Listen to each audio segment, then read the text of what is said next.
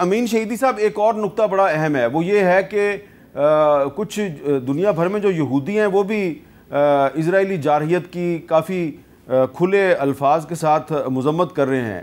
تو پاکستان میں بہت سے لوگ جو ہیں وہ صہیونیت کو اور یہودیت کو ایک ہی چیز سمجھتے ہیں۔ یہ صہیونیت اور یہودیت میں فرق کیا ہے؟ دیکھیے، بنیادی طور پر صہیونیت ایک آرگنائزیشن ہے۔ اس آرگنائزیشن کا جو مقصد ہے وہ انسانیت کو خدا سے دور کرنا ہے۔ یہودیت ظاہر ہے ایک مکتب ہے، ایک نظریہ ہے۔ اس وقت دنیا بھر میں شیطانی جتنی بھی قوتیں ہیں ان کی سپورٹ میں صہیونزم کھڑی ہے۔ اس لیے یہودیت کو صہیونیت سے الگ کرنا چاہیے۔ یہ جو اس وقت اسرائیل میں حکومت ہے وہ یہودیوں کی نہیں، صہیونیوں کی حکومت ہے۔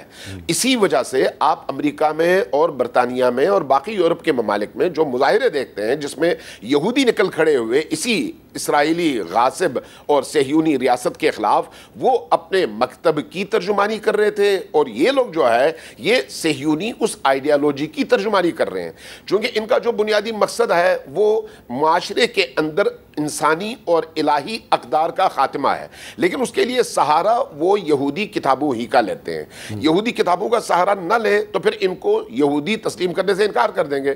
یہی وجہ ہے کہ سہارا وہ انہی کتابوں کا لیتے ہیں، تعلیمات کا حوالہ انہی کتابوں کا دیتے ہیں، لیکن ان کا جو بنیادی مقصد ہے وہ دین کا معاشرے سے خاتمہ ہے۔ دین کا مطلب یہ نہیں خدا کا تصور۔ اب آپ یہ بتائیں کہ دنیا کا کوئی دین ایسا ہے جس میں کسی خدا کا، کسی معبود کا تصور ہو، لیکن وہ معبود ان انسانوں کو بربریت، درندگی اور ظلم کی اس انتہا تک پہنچنے کی کھلی دعوت دے؟ یہ کسی دین میں نہیں ہے، حتیٰ ہندوازم میں نہیں ہے، سکھ ازم میں نہیں ہے، جبکہ وہ بھی اپنے آپ کو ایک دین کہتے ہیں، ایک آئیڈیالوجی کہتے ہیں۔